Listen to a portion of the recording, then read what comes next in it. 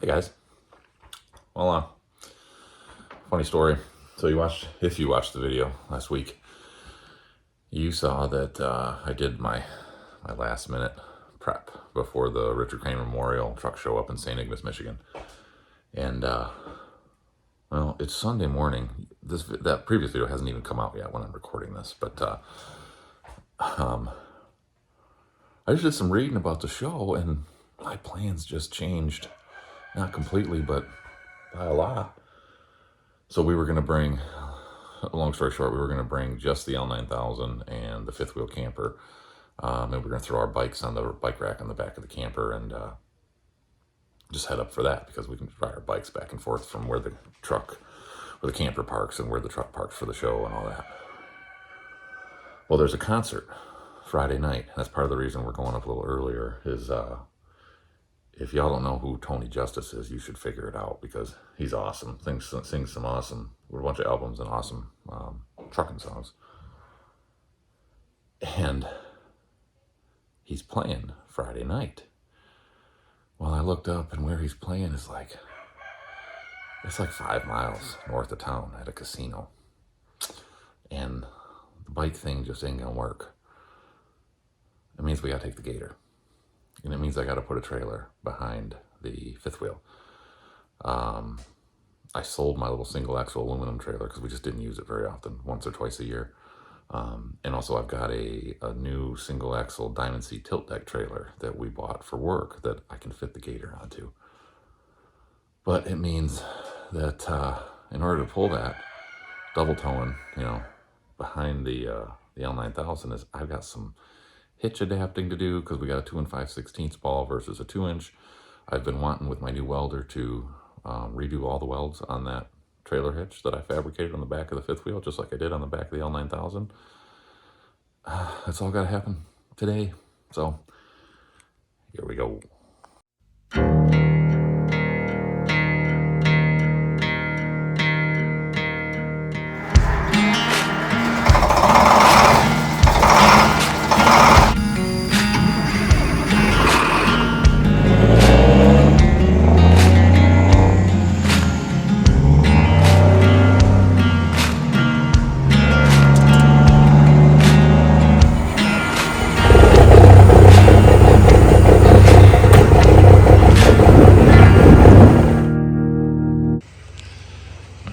So between various grinding and paint removal wheels and the needle scaler, we have paint removed everywhere. We need to have it removed. And it's time to burn in with that bad boy. Well, that took far longer than I ever wanted it to, but it's much better. Painted up, just rattle can. We got the 2 5/16 ball put into that drop hitch. This is a very low trailer, very low. It's tilt deck, so that's why it's so low to the ground. And I actually found my adapter. We use at work,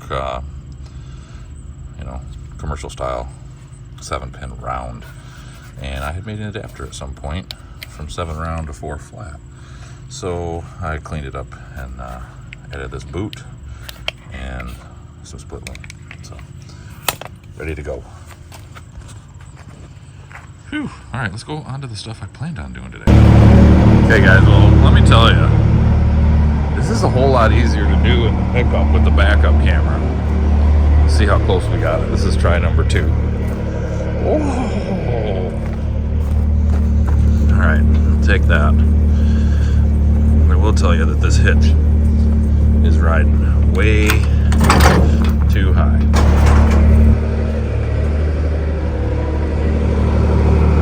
Oh, well, there's one thing that'll help. I've got my rear suspension dumped right now.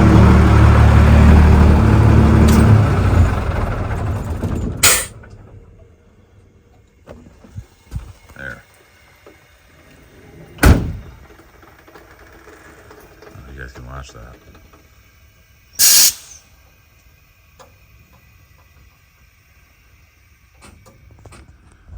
That's about 4 inches of height though, which probably nets 2 or 3 inches at the back.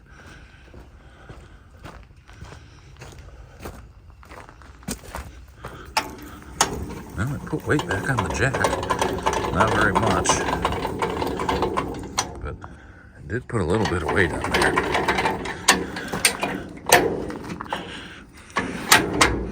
All right, let's get some things hooked up. All right, guys, I see the problem. I forgot all about this. I should have known because it was riding incorrectly behind my pickup too. Is my boss used this. This thing's been parked for like 2 months because we had a big giant hailstorm where the shop is, did just literally tens of millions of dollars in damage to such a tiny little area. We had 5 trucks get hit, plus our entire building, siding, windows, roof, gutters, all 100% replacement. And this trailer had a softball-sized hailstone go through that reservoir. And the reservoir is supposed to show up the next couple days so I can replace it for the tilt. But the last time it got used was my partner, his wife pulled it with her Lincoln Aviator down to Florida to haul a motorcycle. And that's why it's dropped all the way down. I normally have it all the way up, which would put the height where we need it. Yeah, our hitch is fine. We're gonna go get the gun. All right, guys, so I split the difference. You can see it was in the lower 2 most holes. Originally, for my work trucks, I had it in the upper 2 most holes because our hitches run, we don't change our hitches. They're set height, about 21 inches to the top of the ball. You can see where this trailer is riding right now is significantly less than that.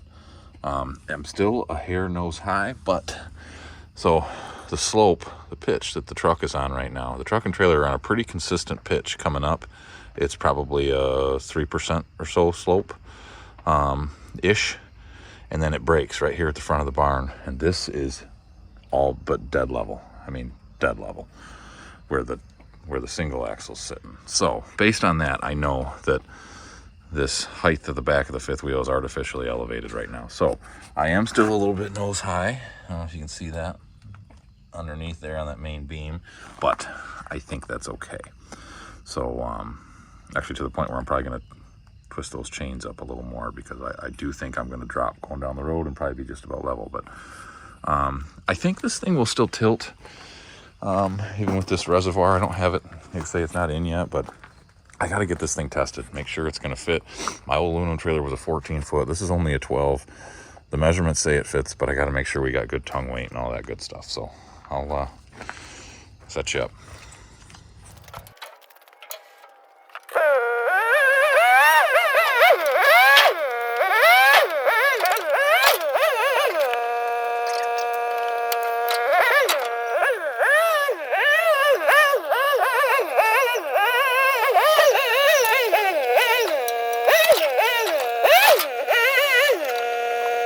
As you saw there, we're all strapped down. And yes, I tested the brake circuit separately and they're working. But we got trailer lights, boys. That's always important. So I like the ratchet straps with the big, not the pin hook style, but the bar hook style.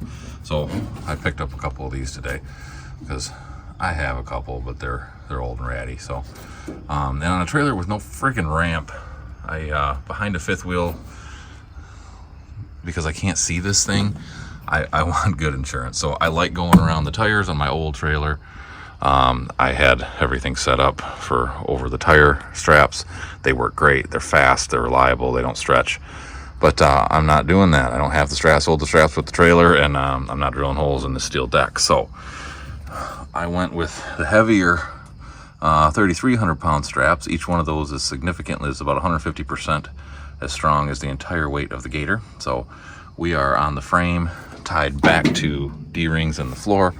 The straps themselves wedge the tires, and the tires are wedged right up against the front bulkhead. Trailer hitches too. And then I used my smaller, and actually we're going to change this one. It's got tension on it, so we're going to relocate that one. But those are going to the frame in another location and tying forward. So we're crossed and pulling opposite directions, and I guess if I really wanted to be safe, I could release the winch and, you know, tension that too, but I think we're okay. Guys, well, our package came just in time. So this is the one. I couldn't decide if I wanted to spend the money, and, well, as you can see, I spent the money. So we're going to do a little unboxing for yous. I don't usually do a whole lot of unboxing videos, but yeah, there's what we ordered. Stainless steel rear light bar. And there should be, obviously, a dose of these in here.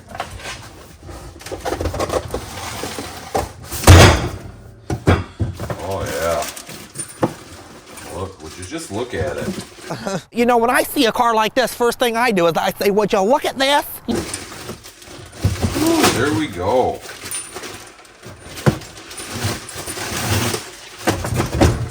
Ooh.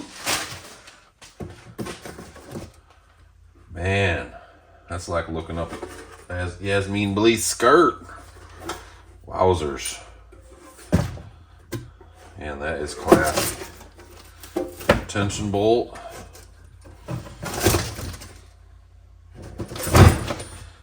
I have a feeling we're not going to have the right... No, I might actually have those stainless bolts. We'll see. We might have to get some different stainless bolts for the old mud flaps. But, you know, I love this stuff. This stainless protectant, whatever you want to call it, that they put on.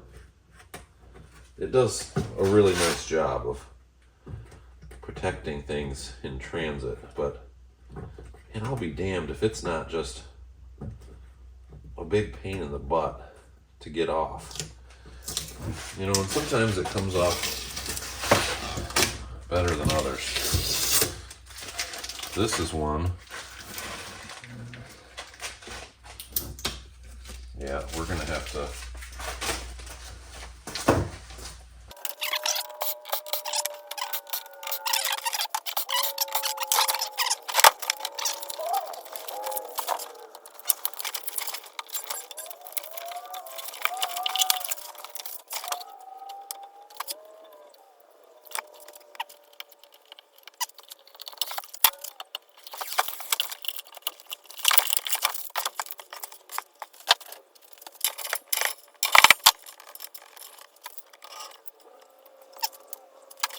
All right, well, 20 friggin' minutes later, we got all the stainless stuff off and put back together. So let's go disassemble. All right, so there's what we're pulling off. So I'm gonna start just getting those mud flaps out of there. And then we will clip the wires. And then we'll take those couple bolts out. And it's as simple as bolting right back in. Same old spacing, nothing changes.